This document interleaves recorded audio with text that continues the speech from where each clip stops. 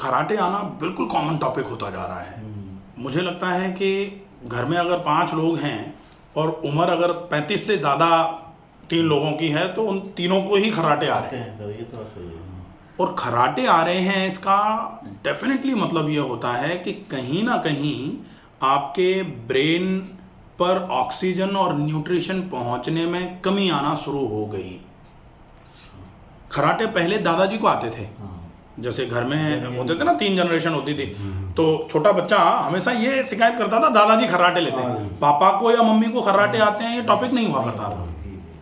लेकिन आजकल तो 35 साल 36 साल के लोग जो हैं वो सो जाएं तो बगल वाले कमरे में इतने तेज खराटे आते हैं कि किसी को अगर नहीं आने वाला खराटे वाला कोई पेशेंट, कोई लोग हैं, उनको नींद ही नहीं आए। तो खराटे आना एक बड़ा टॉपिक बनता जा रहा है। कैसे खराटे को पूरे तरीके से कम किया जा सकता है, खराटे नहीं आए, ये व्यवस्था करी जा सकती है।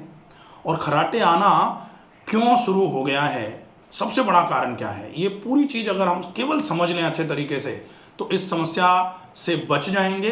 और इस समस्या की वजह से जो भविष्य में नुकसान उठाने वाले हैं हम डेफिनेटली उठा सकते हैं। क्योंकि जिनको खराटे आते हैं, कई लोग ऐसे हैं कि खराटे आते आते आते आते एक बीमारी हो गई जिसको स्लीप एपनिया बोला जाता है। अब रात भर तो वो खराटे लेते हैं और दिन भर फिर वो आलस में बने रहते हैं। तो ना तो रात को सो पा रहे हैं क्योंकि रात भर उनको नींद आ ही नहीं रही है, खरबड़ बदलते हुए इधर उधर टहल रहे हैं। फिर अगर दिन में थोड़ी देर के लिए बैठे ऐसे करके तो सो जाते हैं, कहीं भी सो रहे हैं। इनफैक्ट गाड़ी चलाते चलाते लोग सो जा रहे हैं, इतनी बुरी स्थिति। अब गाड़ी चलाने वाला अगर सो जाए तो सर बताओ क्या हो सकता है। तो क्यों आ रहे हैं? क्योंकि नाक बंद हो जाती है। अब क्यों ये खतरनाक है? क्योंकि नाक अगर बंद हो गई और हम जाग रहे हैं, जैसे अगर छोटे बच्चे कभी कभी करते हैं ना, जैसे पीछे से आ गए, नाक किसी ने बंद कर लिया ऐसे करके, तो हम क्या करते हैं, तुरंत ही मुंह खुल जाता है और मुंह से सांस भरना चालू कर देते हैं। लेकिन जब हम सो रहे हैं,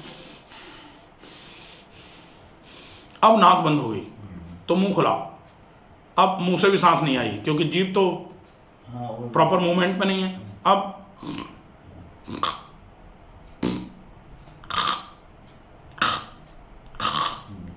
इस तरीके से मूवमेंट्स आएंगे। बच्चे सुनाते हैं वीडियो। हाँ बिल्कुल। अब ये सारा जो है ये इतनी खतरनाक प्रोसेस है कि नींद तो इसमें आती नहीं, क्योंकि नींद तो तब आए ना जब निश्चिंत रहें। जैसे घर में अगर सोना ला के कोई रख ले तो उसी से नींद खत्म हो जाती है, निश्चिंतता खत्म हो जाती है, कोई ले ना जाए, कहीं इधर उधर ना भाग जाए। तो यहाँ तो आपको सांस ही नहीं आ रही, नींद कहाँ से आएगी? तो ऐसी कंडीशन में सबसे ज़्यादा आवश्यक है कि आप अगर इस समस्या से बचना चाहते हो तो नाक के बंद होने को रोको। और नाक का बंद होना कब खत्म होगा? जब नाक की एलर्जी खत्म होगी। नाक की एलर्जी तो आज किसको नहीं है, सबको है। किसी को धूल की, किसी को धुएं की, किसी को मिट्टी से, किसी को फ्यूम से, किसी को परफ्यूम से, किसी को फ्रेगरेंस से, किसी को बदबू से, किसी को खुशबू से, सबको है।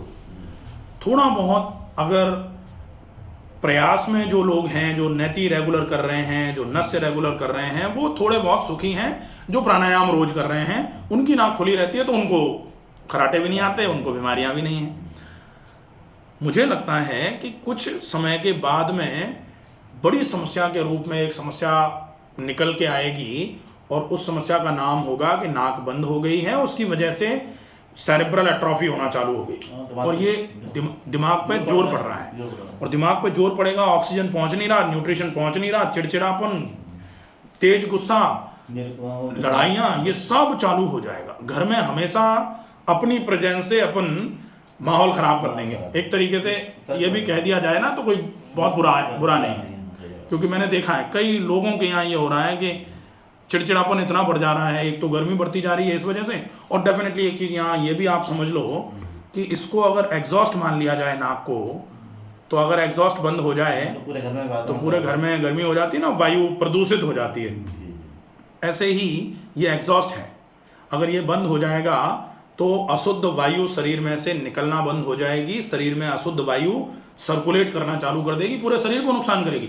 ऐसा नहीं कि केवल नाक बंद है या केवल खर्राटे आ रहे हैं, केवल खर्राटे नहीं, पूरा शरीर खराब होगा। इसलिए खर्राटों को तुरंत प्रभाव से खत्म करना सबसे ज़्यादा आवश्यक है। और ये कोई बहुत बड़ी समस्या नहीं है। निश्चित ही अगर आप सिर्फ महीने, 1.5 महीने, 2 महीने फॉलोअप करते हो, खर्राटे जड़ से गायब हो जाएंगे, कभी नहीं आएंगे जब तक आप रूटीन फॉलो करते रहोगे। सबसे पहले नंबर पे क्या करना है? पहले नंबर पे है जलनेती। अच्छा, उसके भी पहले, ये तो डायरेक्ट ट्रीटमेंट होता है खर्राटों के लिए, उसके पहले जनरल ट्रीटमेंट होता है पेट की धुलाई सफाई। तो पेट की धुलाई सफाई में आप हरड़ का उपयोग कर लो। हरड़ छोटी वाली, उसको थोड़ा सा कैस्टर ऑयल में भून लिया, भून करके उसको कुचल के उसको पाउडर बना के रख लो। आधा चम्मच हरड़ 1 गिलास पानी से सवेरे सवेरे एक बार मोशन होने के बाद में ले लो, और उसके बाद वो शुद्धि का है कि वो शरीर की गंदगियों को निकालने का काम करेगी। उसके बाद आप आधे पौन घंटे तक कुछ खाओ पियो मत, और फिर 1-1 गिलास करके पानी पी लो। तो वो हरड़ पूरे के पूरे यहाँ से लेके पूरा जो भी पाचन तंत्र में चिपका हुआ मल है उसको निकाल के बाहर कर देगी, तो शुद्धि हो गई। अब पाचन तंत्र दोबारा खराब नहीं हो, क्योंकि शुरुआत तो यहीं से हुई ना सारी बीमारियों की, तो इसको तो सबसे पहले ठीक करने की जरूरत है। अब दोबारा खराब नहीं हो इसलिए अच्छा खाना खाओ। तो ये तो हो गया जनरल ट्रीटमेंट। फिर थोड़ा व्यायाम जनरल वाला कर लो, वो जनरल ट्रीटमेंट में। अब आते हैं यहाँ स्पेसिफिक क्या करना है, क्योंकि ये प्रॉब्लम है खर्राटों की। अब जलनेती। जलनेती मतलब पानी की नेती, मतलब गुनगुना पानी, उसमें थोड़ा नमक डाल करके पानी यहाँ से डालते हो, इधर से निकल जाता है, तो ये नाक की पूरी धुलाई सफाई, तो ये हो जाए। ये बहुत अच्छा तरीका है। जलनेती आप करते हैं यहाँ, वो सिखाई जाती है आपको, ये कर ली। जलनेती करने के बाद जब गुनगुना पानी नमक वाला जाता है और निकल के आता है इधर से, तो नाक की मेम्ब्रेन पे अगर कुछ चिपका हुआ होता है तो वो छूट जाता है। तो फिर आप जोर से उसको निकाल दो। जब वो पूरा निकल जाए, साफ हो जाए नेजल ट्रैक्ट पूरा, उसके बाद आप भाप करो सफेदे की। करते हैं। तो जैसे ही नैती कुंजल से आप फ्री होते हो, सबको सफेदे की भाप दिलाई जाती है, चाहे नाक की समस्या हो और चाहे नहीं हो। इसका मोटिव सिर्फ इतना है कि नाक को खुला रखना है। आज तो बहुत सारे लोगों को पता ही नहीं कि हमारी नाक बंद रहती है, बंद तो लगभग सबकी रहती है, तो सबको दिलवाते हैं। उसको करने के बाद एक बार फिर नाक को छिड़क लिया, और उसके बाद फिर आप नस्य करो। नस्य मतलब नाक में गाय का घी डालना, तो वो यहां सबके डलवाया जा रहा है योगा के पहले। अब जब नाक में लुब्रिकेशन हो जाए, उसके बाद फिर आप कुछ भी ऐसा व्यायाम जिससे श्वसन की दर बढ़ती है वो व्यायाम कर लें, और अगर व्यायाम नहीं करना है तो आप डायरेक्ट प्राणायाम कर लें। डायरेक्ट प्राणायाम मतलब नाक की श्वास की क्रिया। तो व्यायाम करना है तो व्यायाम करेंगे तो भी सांस की दर बढ़ती है, तो भी काम आ रही है ये नेति, भाप और नस्य। और अगर डायरेक्ट प्राणायाम कर रहे हैं तो काम आ ही रही है। तो ये 4 चीजें हो गई। फ्लो अंदर रहना चाहिए उसमें। बिल्कुल। अब ये जब 4 चीजें आप दिन में 2 बार करोगे, 2 बार दोनों टाइम कर दो आप, ये पूरी 4 चीजों का रिपीटेशन, ठीक है, ये आपकी इस समस्या का परमानेंट इलाज होगा। अच्छा। इसके अलावा 2 चीजें और हैं जिनका फॉलोअप कर लो। एक तो है गुनगुने पानी से गरारे करना, और दूसरा है ऑयल पुलिंग।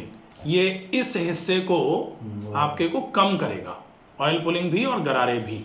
तो ये जैसे डबल चिन बोलते हैं ना जिसको, ये भी कम होना चालू हो जाएगी, ये भी चालू हो जाएगी कम होना, ठीक रहेगा। ओवरऑल खाने में थोड़ा कंट्रोल कर दो, ओवरऑल थोड़ी एक्सरसाइजेस करके वेट लॉस करना चालू कर दो, ओवरऑल पूरे के पूरे डाइजेस्टिव ट्रैक्ट की क्लीनिंग के लिए आपने हरड़ ले ली। ये तो जनरल ट्रीटमेंट है ही, साथ में स्पेसिफिक ट्रीटमेंट जो बताएं इनका फॉलोअप हो जाए, खत्म हो जाएगी। आपके खर्राटे ऐसे गायब हो जाएंगे जैसे कभी आते ही नहीं थे।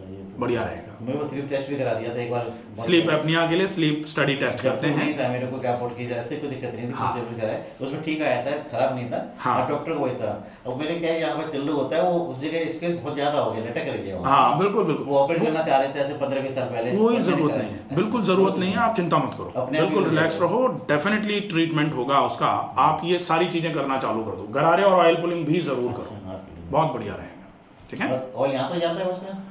ऑयल आपका ये थ्रोट तो लॉक रहेगा। लॉक रहेगा। हाँ हाँ, ये लॉक रहेगा, इसको मुंह में चलाना होता है उसको, बढ़िया रहेगा। ठीक है।